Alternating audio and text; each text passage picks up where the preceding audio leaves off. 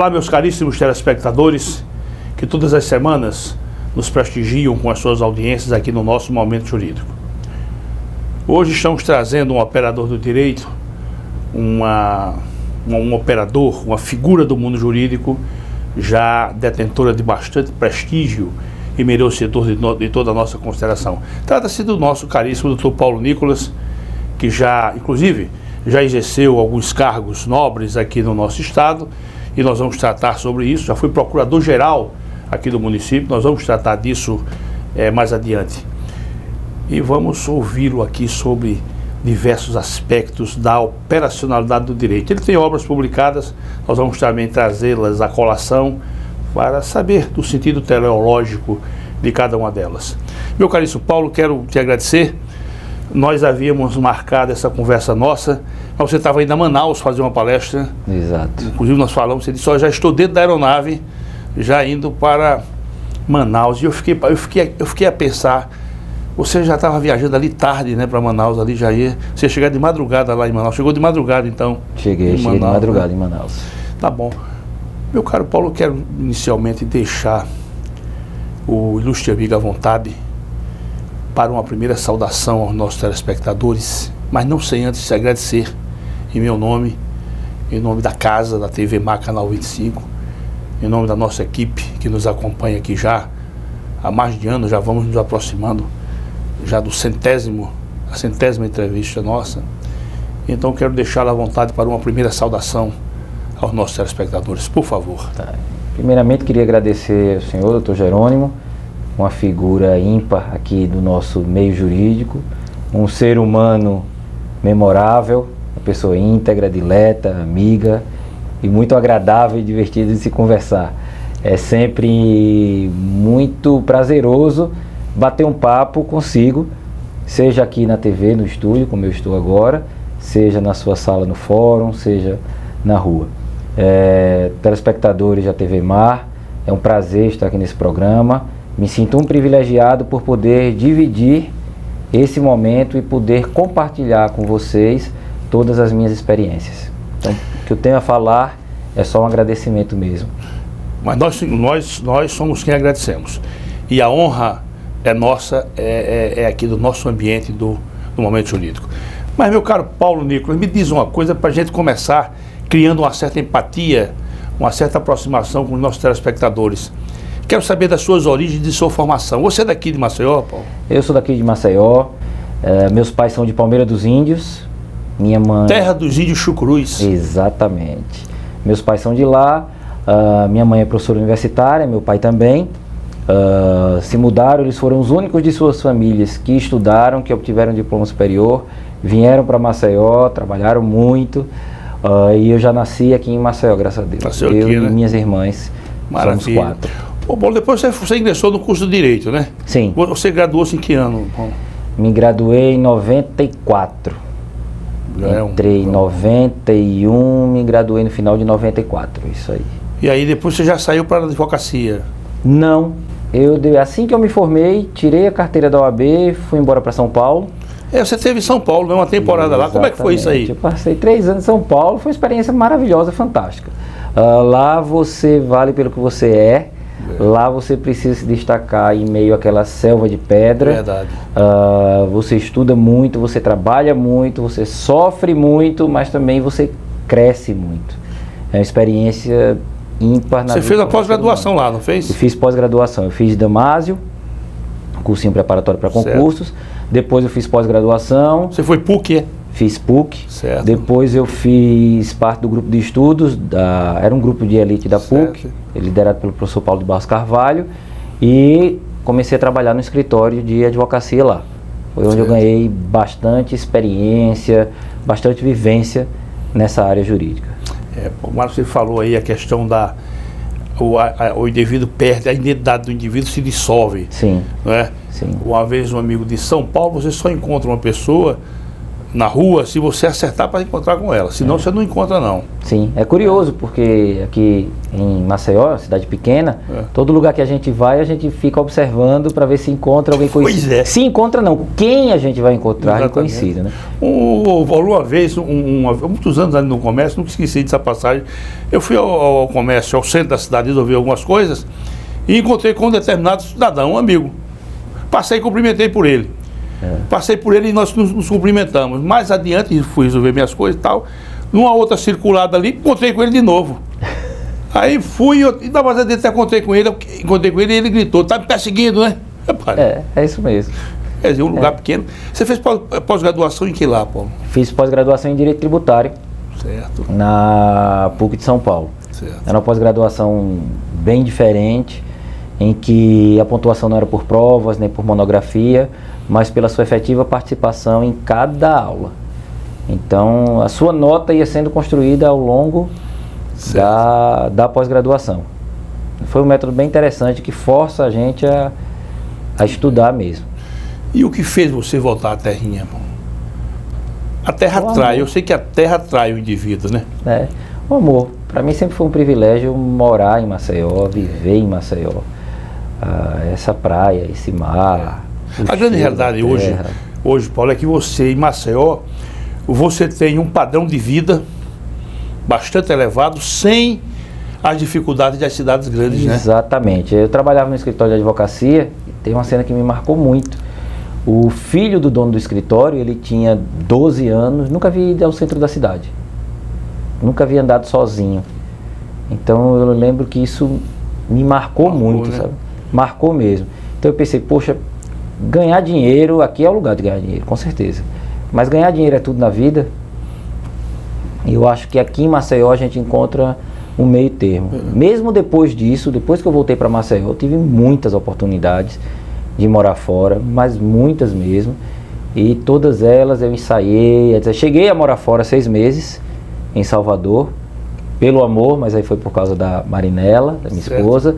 Mas voltei, porque o amor à terra é grande demais.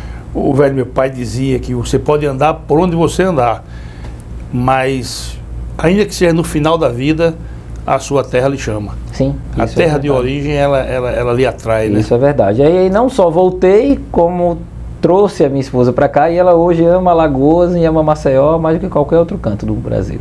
E é uma liderança na área da advocacia, né? É a atual líder maior da nossa Ordem dos Advogados do Brasil. Paulo, qual é a sua área de atuação hoje como profissional? Hein? Hoje eu atuo muito em direito administrativo. Vamos lá, área jurídica. Certo. Atuo em direito administrativo, eu advogo nos tribunais superiores, advogo no tribunal local e nos conselhos superiores, porém muito mais na área administrativa. Então eu não tenho muitos processos judiciais, eu não faço contencioso judicial, eu faço muito contencioso administrativo.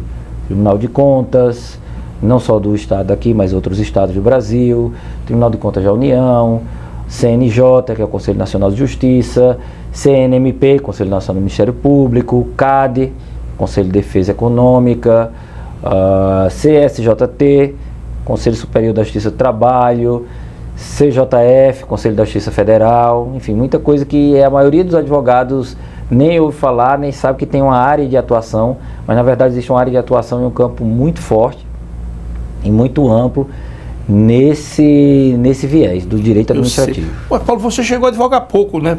Aqui no contencioso mesmo, aqui no comum estadual, você chegou a advogar pouco, né? Eu advogo pouco, ainda hoje eu advogo, gosto muito, minha paixão é advogar, mas pouca coisa.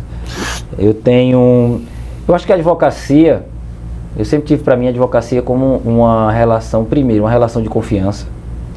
E eu vejo, Jerônimo, o advogado com uma visão um pouco diferente, e eu acho que mais avançada. Quando o cliente me procura, eu sempre faço essa pergunta a ele, eu digo, você me procurou para quê? Aí normalmente ele responde, eu te procurei para você entrar com processo. Eu digo, não, você me procurou para eu resolver o seu problema. Como eu vou resolver o seu problema é outra situação. Eu posso resolver o teu problema ajuizando uma ação judicial na justiça. Essa é uma das formas de resolver o seu problema. Eu posso resolver o seu problema conversando, eu posso resolver o seu problema de diversas outras formas, que não a justiça. Eu vou dar um exemplo aqui muito simples. Pois não. Muita gente, às vezes, para cobrar um cheque ou para cobrar uma dívida, procura um advogado para executar. Não, vamos executar porque entra na justiça, etc, etc, etc.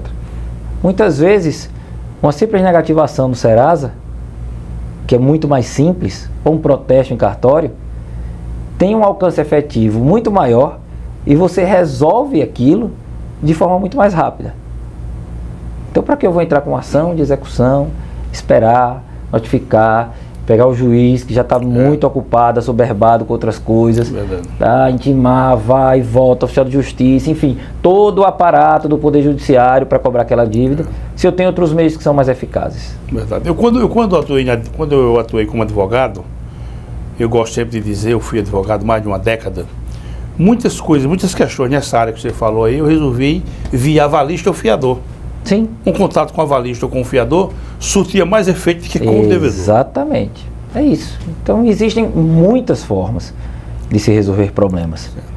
Ô, meu caro Paulo Nicolas, eu quero tratar, você é um intelectual, né, você é um escritor, depois eu quero o segundo segmento tratar disso, mas vem a momento uma pergunta que eu não posso perder essa oportunidade de você aqui, e eu não te provocar nesse sentido. Eu sou hoje um operador do direito, eu estou já numa fase crepuscular de minha vida profissional. Eu tive, como tudo no universo, né, tem um nascimento, tem aquela vida de perenidade e depois ele chega numa fase já em que ele vai declinando não no sentido de declínio mesmo, no sentido de decadência, mas declinando no sentido, descendo já, vamos dizer assim, no pano do palco, já vai fechando, né, para ele. E eu tenho essa preocupação. Ontem mesmo eu estava pensando, aqui e acolá eu me pego pensando nisso. O que é que se pode fazer para se dar uma jurisdição mais célere? Nós temos aí um novo CPC, eu confesso a você, já investi muito em livro, comprei muito livro, venho lendo, venho olhando para os lados, não estou vendo uma luz no fim do túnel, com toda honestidade. Então eu pergunto, na sua concepção, meu amigo, qual é a saída, qual é o mecanismo que nós teríamos para tornar a jurisdição mais célere? Você já meditou sobre isso? Muito. Acho, né? que todo operador do direito medita sobre isso, né? Até existe aquele ditado que diz que a justiça lenta não é justiça. E nós vivemos um paradoxo aqui no Brasil, porque nós temos os juízes mais produtivos do mundo e temos uma das justiças mais lentas do mundo. Isso é um paradoxo. Eu tenho juízes produtivos e tenho uma justiça lenta, né? Por que isso? Porque esse é o grande paradoxo. Na minha modesta opinião, nós temos uma infinidade de recursos, nós temos uma cultura de buscar o poder judiciário muito grande. Tudo aqui no Brasil a gente entra com processo. Então as faculdades, elas formam guerreiros, enquanto, na minha opinião, as faculdades de direito deveriam formar pacificadores. Então é uma torneira que eu tenho aberta, que começou agora com as faculdades, a tendência é piorar, porque nós temos muitos advogados, o Brasil é o país que mais tem advogados. Eu quero tratar com você sobre essa temática, viu? A gente vai pegar isso mais a fundo. Nós temos uma infinidade de recursos, nós temos uma infinidade de ações judiciais e outra, a gente entra meio que naquele paradoxo do biscoito Tostines. Vende mais porque é fresquinho ou é fresquinho porque vende mais? Então, assim, muitas vezes o advogado precisa entrar com muitos processos. Por quê? Porque a coisa não anda. E os contratos não são respeitados. Por quê eles não são respeitados? Porque as empresas, as grandes empresas e o Estado, que são os maiores clientes do Poder Judiciário, eles contam com a demora do Judiciário. Apostam, né? Apostam nisso e contabilizam isso a seu favor. É verdade. Se a gente fizer uma conta e tirarmos o Estado do Poder Judiciário, todas as ações que envolvem Estado, e aí eu estou falando de Estado em sentido amplo, município, Estado, União. Se a gente tirar todos esses processos, se a gente tivesse um respeito ao consumidor grande, e as grandes empresas obedecessem os seus contratos, Na minha modesta opinião, isso já ia dar uma... 70%? Eu arrisco dizer que sim. E aí, se nós tivéssemos a formação de conciliadores, de pessoas que se preocupassem em resolver problemas ao invés de criá-los, entendeu? Eu acho que, não sei se solucionaríamos, mas daria uma grande ajuda. Meu caro Paulo, há um outro dado aí que você pode, inclusive, gostaria que você fizesse rapidamente uma análise. É que isso é uma verdade inexorável. Eu vejo isso nas relações processuais de forma candente. A demora no regular trâmite processual, a demora na prestação jurisdicional, ela é altamente benéfica a quem não tem razão. Sim. E aí você vê, de um lado, um operador do direito, com uma formação às vezes elevada, evidentemente usando de todas as possibilidades técnicas, sim, para impedir que aquela relação processual prossiga. Exatamente. Hoje o bom advogado, ele conta com isso. Ele conta com essa variável. Nenhum bom advogado conta que isso aqui vai resolver porque a justiça vai ser rápida. Não. Ele põe na conta dele a demora da justiça. Paulo, e nesse aspecto, você não pode, veja bem, você não pode imputar nenhuma quebra ética, nenhuma quebra de regra deontológica, porque está lá o recurso. Está jogando o jogo de acordo com as regras. É isso que acontece. Especialmente na área criminal, os bons advogados são os que conseguem manejar, usar aquelas ferramentas. O que é que eu costumo dizer? Eu costumo dizer que o direito, o que você aprende na faculdade é como se você tivesse ganhado uma mala de ferramentas. Está aqui sua mala de ferramentas. Agora, como você vai usar essas ferramentas, aí é o que diferencia o bom advogado do resto. Então, o bom advogado é aquele que pega aquela mala de ferramentas e consegue construir um mundo. Esse é o bom advogado. O que não deveria ser assim. O bom advogado seria aquele que resolve os problemas.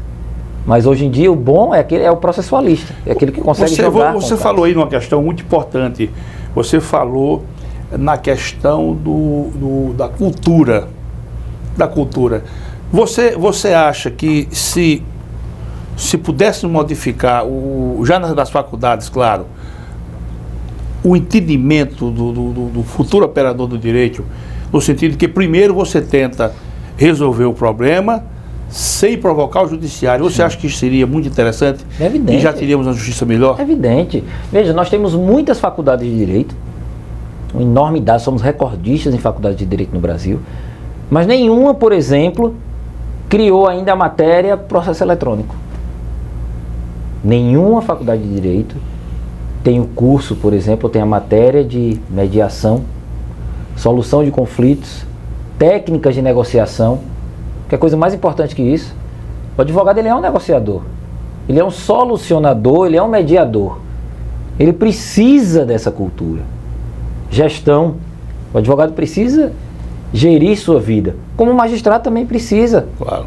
O magistrado, não vejo nenhum curso preparatório para magistratura que tenha uma matéria ou tenha algo, por exemplo, gestão de cartório. Porque hoje vocês são gestores. Mas enfim, a gente inchou, nós não crescemos em faculdades e em número de advogados. Nós inchamos. É diferente. Quando você incha, você cresce em quantidade, mas você não cresce em qualidade nem tem estrutura para suportar aquilo. Então, na minha visão, é isso que acontece. Nós precisamos mudar a cultura jurídica do Brasil, mudar a forma como se enxergam os problemas para se buscar a solução ao invés de a confusão. Essa é a minha visão. Meu caro Paulo, eu fiz aqui nos meus apanhados, assim, numa pesquisa aligeirada para conversar contigo. Eu coloquei aqui, no sentido de provocar quanto a uma análise crítica sobre o número de faculdades de direito no Brasil, particularmente em Alagoas. Então eu tenho aqui um dado, foi o que eu consegui pegar assim na hora, de 3 de maio de 2015. Essa informação é de 3 de maio de 2015. Foi a última que eu vi. Tá. Então diz que nós chegamos ao número de 1.306 faculdades no Brasil. No Brasil, 1.306 faculdades de direito. Mais de que todo mundo junto. Sim. Todo o restante do mundo ocidental. Até a China está nesse meio aqui, a Índia. E aqui em Alagoas, Esse dado é de 2014, 16 faculdades. Eu acho que já tem mais umas duas aí. Já aumentou, né? O que é que você acha só desse número? Cai nessa questão do inflar sem qualidade? Do inchar, sim, claro que sim. Faculdade de Direito hoje virou, como se costuma dizer lá no Sul, carne de vaca. Qualquer um hoje consegue entrar na Faculdade de Direito. Tem até uma piada no meio jurídico que diz que determinado cidadão ligou e disse: alô, é do açougue? Não, é da Faculdade de Direito tal. Entendeu? Ah, desculpa, foi um engano? Não, pode vir, você já está matriculado, é só vir aqui assinar. Paulo, eu já estou pedindo todas as desculpas possíveis aos telespectadores e a todos os operadores de direito, mas faço isso com a autoridade que eu tenho. Sabe que eu podia ter sido médico, mas eu deixei o curso médico para ser justamente operador do direito, então não tem nenhum problema comigo. Mas o Calmon de Passos, uma vez no congresso, ele contou a história seguinte: ele disse que ia encerrar um congresso no Rio Grande do Sul, e ele ia começar a falar tipo 18 horas. Ele chegou mais cedo, chegou tipo 2 horas da tarde, foi lá para o congresso e, diante do peso que ele era intelectual, o reitor disse: Calmon, vamos dar uma passeada aqui no campus, vamos conversar, vamos colocar os assuntos em dia. E saíram caminhando e lá na frente encontraram o campus enorme ali, encontraram um burro pastando. Um burro estava comendo uma graminha ali. Ao que o reitor chamou o bedel, disse: fulano, tira ligeiro esse burro daqui, senão ele se forma em direito. Então o Calmon dizia que em direito cabe tudo, né? Sim. Direito você vê realmente, isso, eu estou dizendo, isso me incomoda. Isso me incomoda pela minha vocação, pela afinidade que eu tenho com o direito, me incomoda. Né? Às vezes você encontra no fórum, às vezes um rapaz bem intencionado, uma moça, mas não sabe nem para onde vai ali. Não foram preparados. A culpa às vezes não é nem deles não, é que eles não foram preparados. Você hoje tem faculdade você joga no mercado, e eu trabalho com isso também, fora da área jurídica eu tenho cursos preparatórios, eu vejo que o mercado joga jovens no mercado sem um mínimo de preparação. Como é que você tem uma faculdade de Direito que admite alunos sem uma prova de redação? Às vezes o cidadão entra na faculdade, passa por toda a formação acadêmica e é jogado no mercado sem ter a cultura de escrever, sem ter a cultura de redigir. E pior, às vezes, sem ter a cultura de ler. Já existem faculdades no Brasil que nem livros recomendam mais. É o chamado livro-texto, são apostilazinhas. Então estamos indo para o fundo do poço. Sem dúvida. Sem dúvida. Meu Deus. Sem dúvida.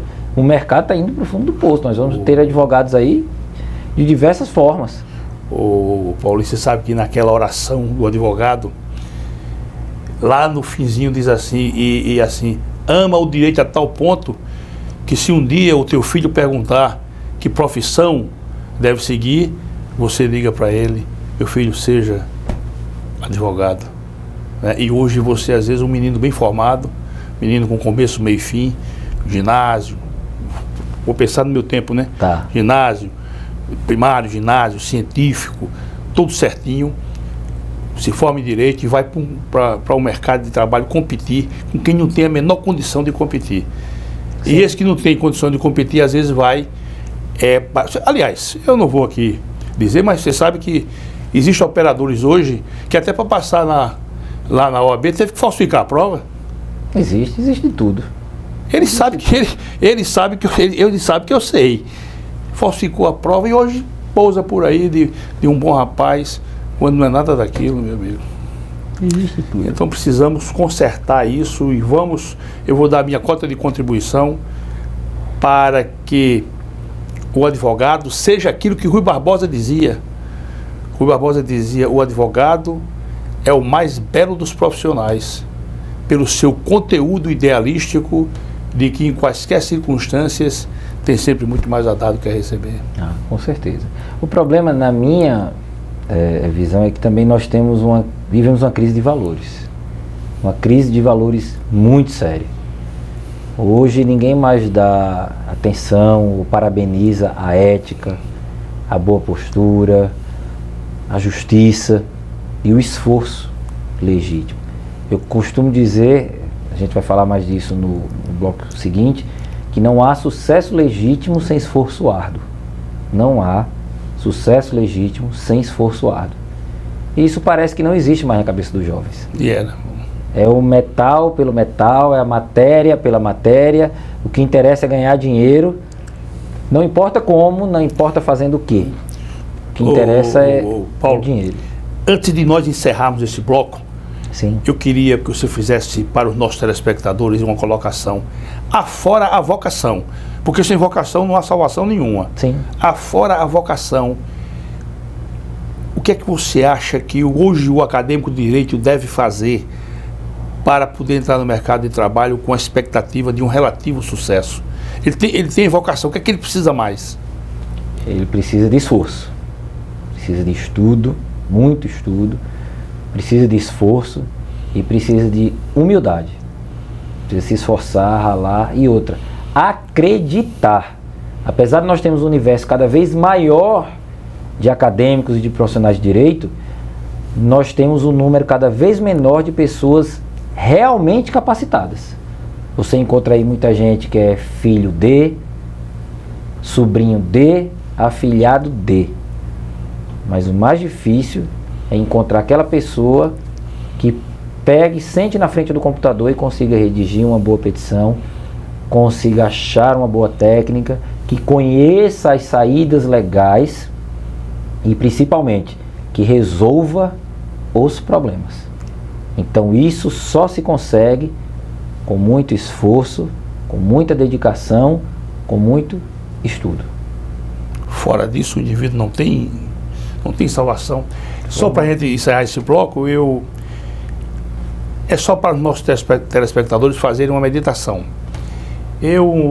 Há uns anos atrás, 4, 5 anos atrás, eu encontrei com um oficial do Exército. Um rapaz aqui do Jacintinho. Sim. E ele, major do Exército. E a gente conversando, e ele disse: olha, doutor Jerônimo, o Exército tem uma coisa que eu não vejo em canto nenhum. Eu não vejo em lugar nenhum que não seja no Exército. Ele está se referindo, claro, às Forças Armadas. É que ele disse assim: olha, eu fui para a academia e já estou no meu percurso de vida profissional já há um bom tempo. Ninguém nunca perguntou de quem eu era filho. Eu achei aquilo tão bonito, rapaz. Ele disse: eu sou major do Exército, estou fazendo agora o curso do Estado Maior e ninguém nunca perguntou a mim quem é seu pai. E eu acho que é por aí. Eu tenho essa convicção, isso aí é uma convicção que eu tenho comigo, ninguém me tira, porque isso eu aprendi lá dentro de casa. Sim. Você só pode chegar a alguns lugares pelo mérito. Sim. Se você não chegar pelo mérito, você vai arrastar uma representação ignóbil. É verdade. O indivíduo que chegou ali sem ser pelo mérito, ele fica um indivíduo acanhado. Sim. Olhando para os lados. Mas, Paulo, conversa agradável com você. Sempre muito agradável. Boa, muito interessante. Vamos fazer uma pausa rapidinho, tá, e voltamos na sequência. Okay. Meus caríssimos telespectadores, sempre dizendo muito obrigado pela audiência. Até daqui a pouco. Até daqui a pouco.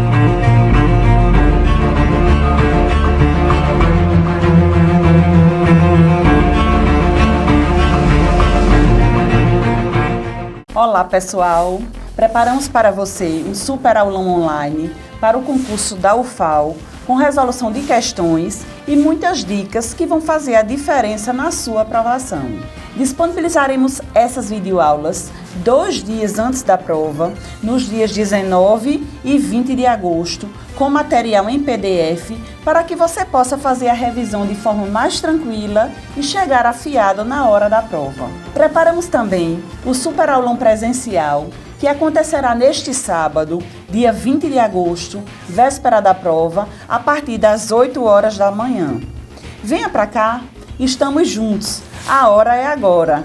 Faça já a sua inscrição. Mais informações, www.alagoascursos.com.br ou pelos telefones 3326-1227 e 3336-5864. Alagoas Cursos, preparando para vencer. A CL Investimentos é uma empresa que trabalha com imóveis próprios. Quando precisar locar ou comprar um imóvel, procure a CL Investimentos. Aqui só locamos e vendemos imóveis próprios. Por isso, damos garantia de um investimento seguro. ACL Investimentos, Rua Durval Guimarães, Edifício Leonardo da Vinci, Ponta Verde. Fone 3327-3911. Quando o assunto é o seu carro, além de escolher a marca líder, escolha também a concessionária que faz mais por você. Por isso, a Blumari oferece o melhor atendimento em serviços, peças e acessórios. E ainda tem as melhores negociações, sendo totalmente certificada pelos padrões Fiat de qualidade e líder de mercado em seu segmento. Fiat Blumari, a marca do seu carro. Avenida Gustavo Paiva, Mangabeiras. O filé do Zezé é a melhor opção. Temos um cardápio variado de churrasco e comida caseira. Churrasco de picanha preparados de um jeito todo especial. Zezé em Casa, 3313-4004. O Borrachão você já conhece. Aqui você encontra uma infinidade de produtos sempre com o menor preço. Dá uma olhada. Compressor de ar da Pressure, 24 litros, 116 libras, por apenas R$ 749,90. Tem ainda aspirador industrial da Ride, por apenas R$ 549,90. E na linha automotiva ainda tem para-brisas a partir de R$ 219,90 e você não paga mão de obra. Corre pro Borrachão, 3336-4646.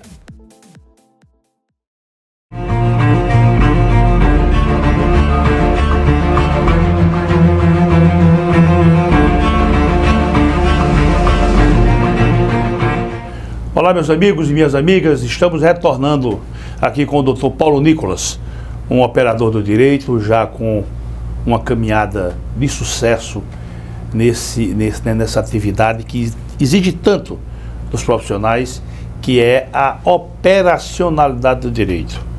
Realmente é um ambiente onde os fracos não sobrevivem. Eu tinha um professor ainda na faculdade, que ele fazia uma colocação interessante. Ele dizia, olha, o advogado é o único profissional que ele, regra geral, excetuando aqueles procedimentos de jurisdição voluntária, um alvará, uma coisa, ele vai ter sempre do outro lado um outro profissional com a mesma formação, só para dizer que ele está errado, só para discordar do que ele está dizendo. Mas, meu caro Paulo, antes da gente retomar, vamos falar sobre as obras, né? Vamos lá. Mas antes disso, eu quero te perguntar uma coisa. Você acha que há espaço hoje, nesse mundo globalizado, você acha que há espaço para o advogado solitário, quer dizer, o advogado sozinho no seu escritório, sem estar envolvido com outros profissionais? Quando digo envolvido, hoje você vê, existem escritórios aqui em Maceió com 30, 40 advogados. Sim. Você acha que hoje o advogado solitário, sozinho, você acha que ele ainda consegue ir adiante? Ele pode ir, mas é muito mais difícil. Eu gosto muito de uma frase de Hemingway, que diz numa tradução livre que nenhum homem é uma ilha. Então eu acho que ninguém sozinho, em nenhuma área do conhecimento, nem da vida pessoal, consegue chegar em lugar nenhum. Mesmo na sua vida pessoal, você sempre precisa ter alguém do lado. Claro. Um homem, uma mulher, uma pessoa amiga, um pai, uma mãe. Você sempre precisa ter alguém com você. A arte de advogar necessita várias aptidões que são difíceis de você encontrar numa mesma pessoa. Por exemplo, normalmente aquela pessoa que é mais imaginativa, consegue encontrar as soluções, as saídas, não é uma pessoa organizada. E normalmente aquela pessoa que é organizada, ela é mais introspectiva, ela gosta de ficar mais dentro de um balcão, de um birô, de uma mesa, digitando, estudando, pesquisando. Então é muito difícil encontrar as mesmas qualidades numa mesma pessoa. Eu mesmo me considero mais imaginativo, eu gosto de imaginar, encontrar saídas, mas eu sou muito desorganizado, por exemplo. Sou uma pessoa no escritório altamente desorganizada. Então eu preciso de alguém que me ajude a organizar a papelada, a organizar as coisas. Então eu sempre costumo dizer, até nas minhas palestras, que a gente precisa sempre aprender a trabalhar em grupo. Não significa dizer que o advogado iniciante hoje, ele precisa entrar no escritório grande para poder ter um sucesso. Não. Qualquer um pode sair do zero ou do negativo e alcançar um sucesso estrondoso. O livro está aí para contar. Mas eu costumo dizer que sozinho ninguém vai a lugar nenhum. Sozinho, absolutamente só, ninguém chega a canto nenhum. Você é muito mais forte se trabalhar em grupo. Agora precisa saber trabalhar em grupo. Querer trabalhar em grupo. Perfeito. Paulo, você vem numa dinâmica intelectual já bastante significativa. Você lançou 2 obras. Sim. O Sucesso com o Direito, muito interessante. E em seguida você lançou o Administrativo na Prática. Você lançou com o Alexandre Maza, né? Sim. É Maza ou Matza? Maza. Não é Matza, não? Não, é Maza. Maza, né? Vamos falar, como é esse sucesso com o direito, hein? Eu andei aqui, claro que é uma obra que você tem que ler com vagar e tal, mas você cita inclusive aqui profissionais de absoluto sucesso e você vai buscar inclusive o que se chama de fundamentos para esse sucesso. Sim. Vamos tentar conversar sobre essa obra aqui. Vamos lá. Sucesso com o Direito, eu diria que é meu primogênito. É o meu queridinho. É Saraiva, né? Todos os meus livros são da Saraiva. Esse livro, até a partir do título, ele foi criado com significado. Sucesso com o direito, ele tem um duplo significado. São pessoas que obtiveram sucesso com o direito, ou seja, atuando na área jurídica, e ao mesmo tempo são pessoas que tiveram direito ao sucesso. Essas pessoas têm sucesso com o direito delas. É um direito delas ter o sucesso. Como é que eu imaginei esse livro? Eu tive o privilégio, Jerônimo, de conhecer pessoas excepcionais. A vida me presenteou amizades sinceras, amizades verdadeiras e com pessoas realmente que são diferentes. Sabe aquela pessoa que você olha assim, você admira? Eu nunca fui uma pessoa de ter inveja. Eu sei como é. Eu tenho isso. Eu sempre digo que Deus me privou do sentimento de inveja, mas me permitiu admirar pessoas. Exatamente. Eu não tenho inveja de ninguém. Essa é a pedra de toque. Agora eu admiro aquele bom profissional, aquela pessoa que passa pela vida decentemente, é alvo de minha admiração. Exatamente. Como eu digo aqui, eu sempre fui um colecionador de personalidades. Eu costumo aprender de pequenininho, sempre aprendi as coisas boas e as coisas ruins da vida, mirando os exemplos. Então eu via pessoas que faziam sucesso e dizia, peraí, o que é que essa pessoa fez? Ela tem essa característica A, B e C. Essa pessoa não faz sucesso, ela é odiada. Por quê? Ela faz isso, isso e isso. Então isso aqui é o certo, isso aqui é o errado, e eu vou conhecendo os caminhos. E a vida me presenteou com essas amizades, de pessoas assim realmente excepcionais. E eu sempre tinha o que eu chamo de fogo na planície da alma. Eu ainda tenho isso até hoje, ele arde dentro de mim. Eu tenho um fogo na planície da alma que me dizia, você tem que escrever um livro, você tem que escrever um livro, tem que ser sobre essas pessoas, você tem que contar essas histórias. São histórias de vida de pessoas que, estão vivas, são relativamente jovens, construíram suas histórias agora, nesse mundo de hoje que a gente está vivendo. Não estou contando a história de Rui Barbosa, de Getúlio Vargas, não. São pessoas que estão aí, a gente pode pegar nelas. E conversar com elas. Exatamente, conversar com elas. Pessoas que fizeram sucesso na área jurídica, porém, seguindo por caminhos que não são os caminhos tradicionais, seguindo por caminhos diferentes, trilhando caminhos completamente diferentes dos caminhos óbvios. Porque todo mundo hoje que faz direito, 95% quer um concurso, 5% talvez, não, 3% quer advogar, 2% quer carteirinha. É isso. Você não vê quase ninguém querendo fazer alguma coisa diferente nesse mundo tão grande que é a área do direito. Claro. Então, são pessoas vivas. 2, são pessoas que seguiram caminhos ortodoxos não tradicionais, modernos. São pessoas que subiram na vida sem passar por cima de ninguém e, pelo contrário, são pessoas que criaram formas de ajudar ao próximo. Essas foram as regras pelas quais eu escolhi escrever esse livro. Eu conheci essas pessoas, mapeei essas características e disse, olha, O ser humano é péssimo em seguir conselhos. Péssimo. Ninguém segue conselho, é muito difícil alguém seguir um conselho. Mas o ser humano é excelente em seguir exemplos. Eu costumo dizer que o maior deles, pelo menos no mundo ocidental, é Jesus Cristo. Jesus Cristo, mais do que as palavras, foi o exemplo da vida dele que o fez ter tantos seguidores.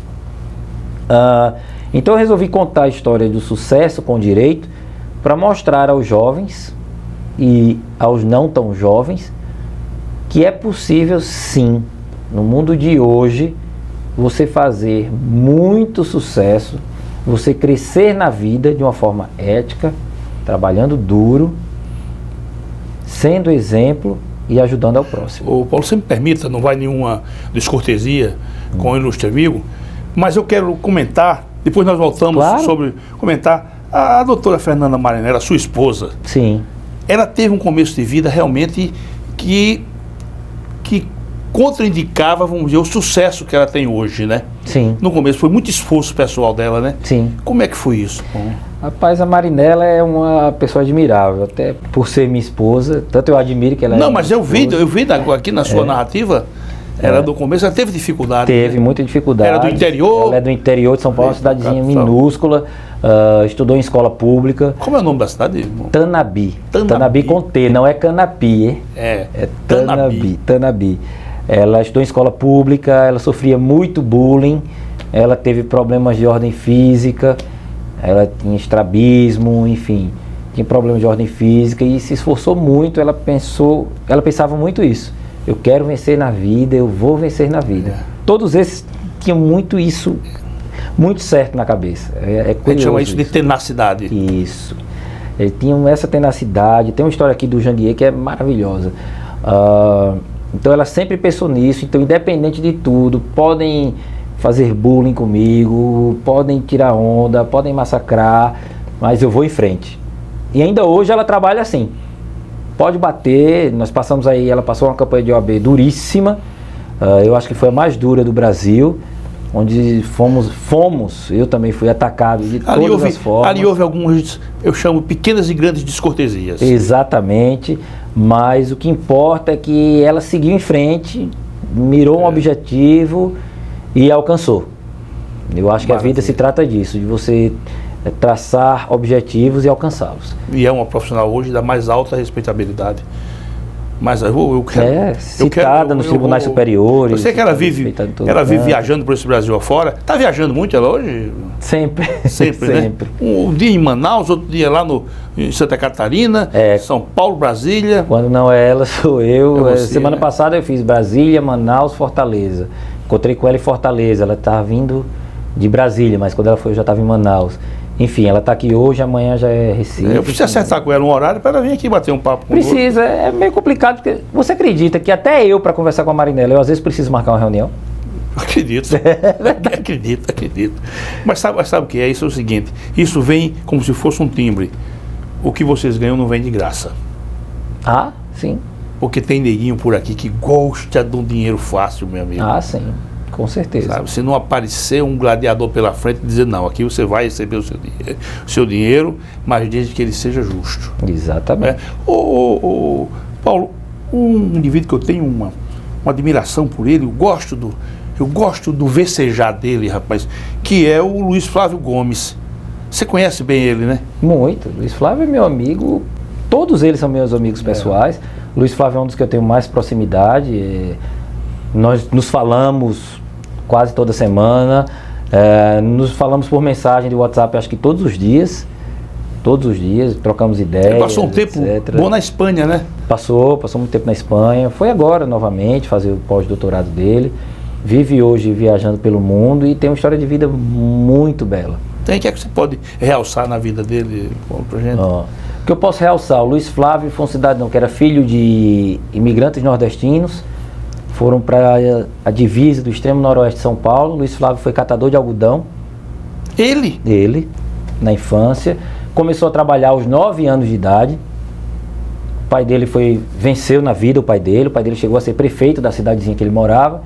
Ele fazia faculdade de Direito, andava 150 km para ir, 150 para voltar. Já tinha uma vida estável enquanto adolescente. Um belo dia, Luiz Flávio volta da faculdade e a cidade está em polvorosa. Polvorosa, em polvorosa, ele vê carro de polícia, aquela multidão. E quando ele estaciona o carro que desce, todo mundo olhando para ele. Ele viu o que é que aconteceu. O pai dele, prefeito da cidade, havia sido assassinado. E ele, de uma hora para outra, ele perdeu... Aí é traumático. Perdeu tudo. Assassinado, uma briga de coisa boba. Tá aqui. Enfim, o que é que ele fez disso? Eu costumo citar muito Jean-Paul Sartre. Eu cito os filósofos clássicos aqui muito. Não é o que fazem com você, mas é o que você faz com o que fizeram com você. Então, no sentido de transformação, né? Exatamente. O que fizeram, você tem que transformar aquilo em algo positivo. Exatamente isso. Eu uso isso muito para minha vida. E aí, o que é que aconteceu? Luiz Flávio fez o concurso, foi policial civil. Certo. Depois foi delegado da Polícia Civil, foi promotor, foi juiz. Foi magistrado, é verdade. Se aposentou, levou o projeto da rede LFG para o Damásio, ele é professor do cursinho Damásio de Jesus, disse: professor, tem um projeto pronto. Passou 6 meses no Canadá estudando isso, de graça. Apresentou o projeto para o Damásio não quis. Ele bancou o projeto só, arrumou um cunhado que seria sócio dele, vendeu casa de praia, hipotecou a casa dele, assinou um contrato de 5 milhões de reais. Isso magistrado, o senhor é magistrado, sabe a sua condição de vida, era a condição de vida que ele tinha. Ele apostou tudo num sonho. Tomou um golpe. Ele tomou um golpe logo no começo de 5 milhões de reais. Mas, novamente, deu a volta por cima. E, para resumir, o Luiz Flávio Gomes, ele abriu a rede LFG em fevereiro de 2003. Em novembro de 2008, ou seja, um período de 5 anos, vamos colocar 6 anos, ele vendeu a rede LFG para um banco pela bagatela de 200 milhões de dólares. Mas por que para um banco, hein? Por que para um banco? Porque hoje em dia toda grande instituição, corporação é controlada por banco. Tudo. Mas continua no segmento de ensino. Sim, o banco era o dono, é um fundo de investimento, comprou para ter lucro. Já comprou, já vendeu para outro grupo, para o Anhanguera Educacional, que já comprou e já vendeu para outro grupo, que é a Croton Educacional, que hoje é a maior empresa de educação à distância do mundo. Certo. Mas enfim, ele vendeu para esse banco, o grupo, certo. E hoje ele aproveita a vida. Aproveita a vida de que forma? Fazendo o que ele mais gosta, estudando. Estudando, né? Ele passa os dias dele estudando, gravando vídeos, ele tem vídeos hoje que são famosos aí na internet. É verdade. De ética, combate à corrupção, exatamente. Etc. Ele luta muito. Eu vi uma manifestação dele de combate à corrupção muito, muito veemente. Sim. E, sobretudo, muito procedente também. Sim. Então ele é uma pessoa dinâmica que não para, organizou a vida, não precisa de dinheiro, mas ao mesmo tempo não deixa de ser uma pessoa muito simples. Por exemplo, quando ele vem pra cá, a gente vai no Bar da Pata. E ele gosta do Bar da Pata? Puxa, ele traga uma cerveja gelada, uma patinha. É um sujeito simples, né? Simples de tudo. Simples de tudo. O que ele gosta é das verdadeiras coisas boas da vida. Eu sei. Paulo, agora veja bem, é importante, eu gostaria que o ilustre amigo, para os que estão na formação ainda acadêmica, para os que estão, sobretudo para estes que estão na formação acadêmica, e até para os pais também destes, porque às vezes o pai dá ao filho bons indicativos, né? Olha, meu filho, vai por esse caminho, preste atenção nisso aqui. Isso é bacana. Eu queria que você deixasse uma mensagem quanto ao conteúdo do livro. Qual é a importância de se ter acesso a esse livro? Olha, por mais que seu pai te fale, mais que tua mãe te fale, mais do que seus amigos te falem, eu tenho certeza de que você que está me assistindo agora, você seguiu os exemplos que você teve na vida. Aquela pessoa reproduz o que ela viu de exemplo. Você nada mais é do que uma reprodução da educação que você recebeu em casa, do que você via seus pais fazendo, seus amigos fazendo, seus parentes fazendo. vale a pena, acredite, vale a pena lutar pela moral e pelos valores éticos. Quando eu escrevi esse livro aqui, eu escrevi por quê? Porque eu sempre acreditei que com muito esforço, muita dedicação, muito estudo e principalmente sem querer derrubar ninguém, mas querer crescer sem diminuir o outro, vale muito a pena. Não é pecado nenhum você querer crescer. Claro. Não é pecado nenhum você querer ser bem-sucedido. Não é pecado nenhum você querer ser rico, famoso. É pecado você querer derrubar o outro. E para crescer, você não precisa derrubar ninguém. Você precisa estudar, se esforçar e se impor, acima de tudo, valores, princípios éticos e se cercar de boas amizades. Que de nada adianta você ser famoso, de nada adianta você ser rico, de nada adianta você ser bem-sucedido se você for odiado. Se você tiver apenas cúmplices ou se você tiver apenas pessoas que estão ali te chalerando, baba-ovo mesmo, entendeu? Sem você ter noção do seu real sucesso. Real sucesso, verdade. O sucesso verdadeiro é você ter boas amizades, é você ser feliz, você amar e ser amado. Fora isso, você pode ser rico, você pode ser famoso, mas você vai ser pouco. Verdade. E sobre esse aspecto, a gente sempre dá uma informação paralela.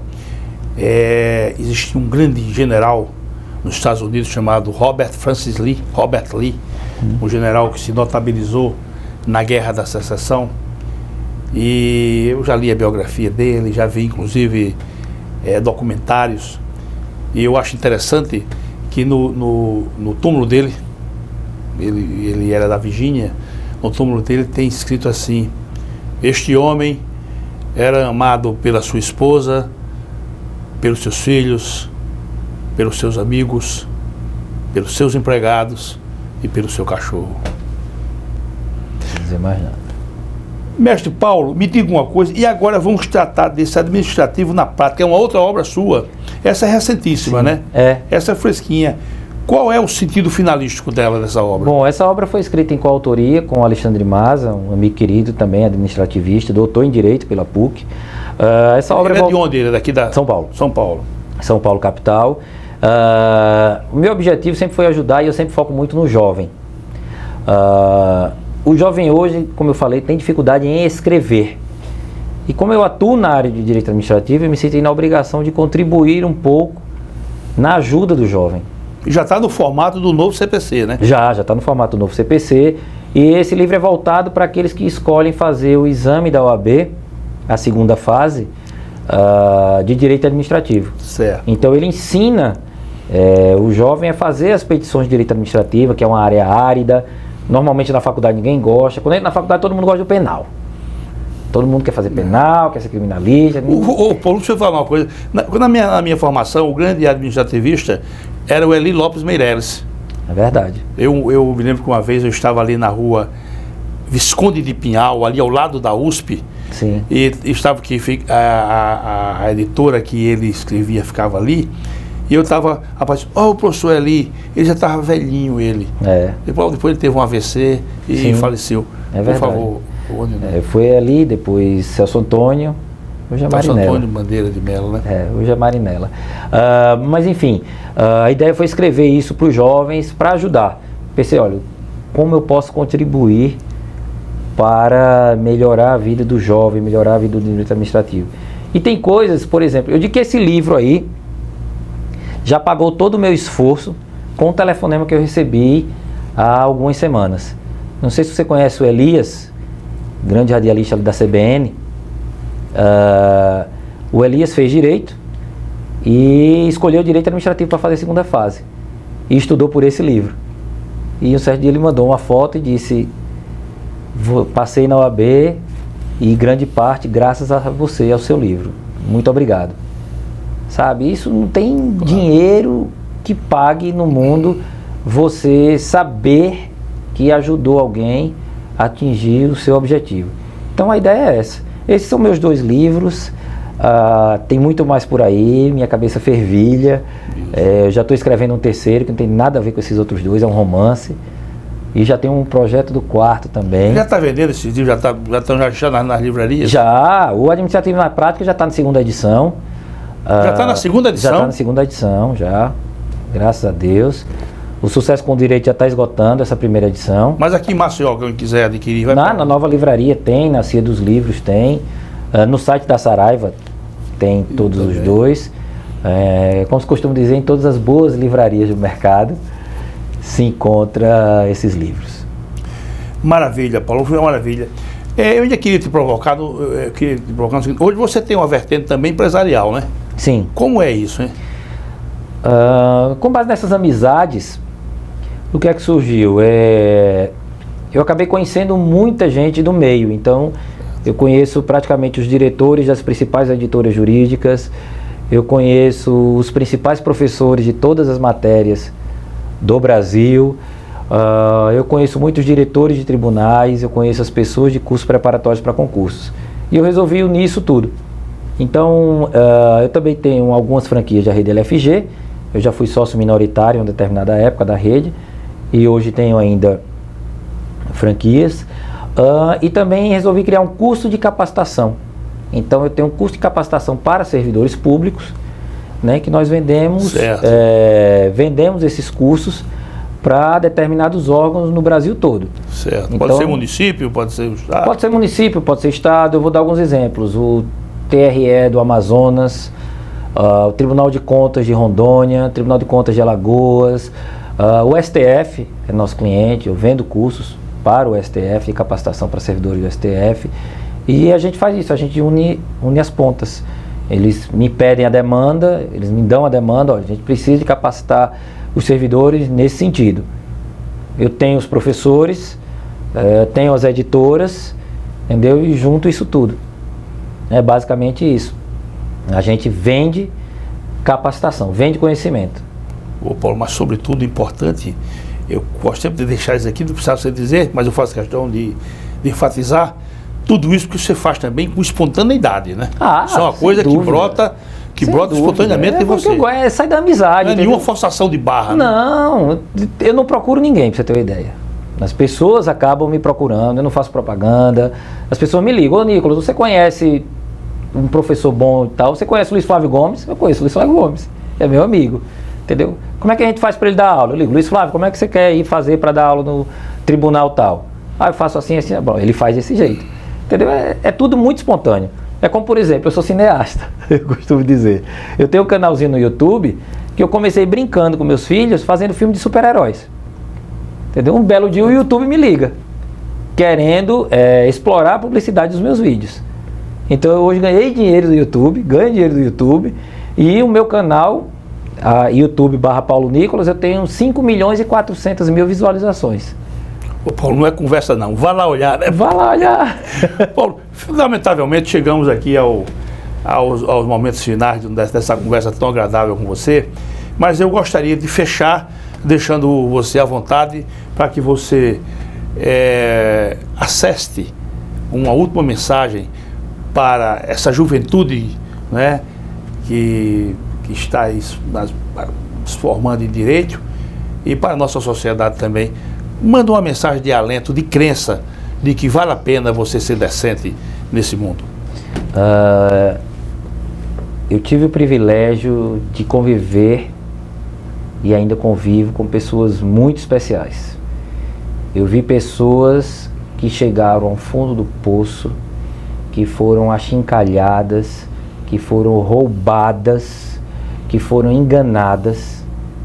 E mesmo nesses momentos, eu vi essas pessoas lutarem e defenderem os seus princípios éticos e morais. E eu vi essas pessoas vencendo na vida. Essas pessoas que estão aqui nesse livro, Sucesso com Direito, são pessoas que venceram na vida agindo dessa forma. Eu volto a repetir, que eu falei no começo desse livro, que é uma frase que minha esposa Fernanda Marinella costuma dizer muito. Não há sucesso legítimo sem esforço árduo. Não há sucesso legítimo sem esforço árduo. Esse mundo precisa, mais do que nunca, de exemplos de ética, de dedicação, de esforço e de superação pessoal. Só assim você vai conseguir atingir a sua meta na vida, que mais do que o sucesso é ser feliz. Então ame o próximo, não lute nunca contra seus princípios éticos, haja de acordo com seu coração e mude o mundo, começando por você mesmo. É isso que eu tinha para dizer. Maravilha, Paulo Nicolas, sucesso para você, muito bom tê-lo aqui no nosso programa. Seja feliz com sua esposa, com seus filhinhos, e aqui o Momento Jurídico vai estar sempre de portas abertas para você. Muito obrigado pela sua presença. Honra, viu? A honra foi nossa. A honra e a satisfação foram nossas. Muito obrigado. Meus amigos e minhas amigas, muito obrigado pela audiência e até o próximo programa, se Deus quiser. Tchau.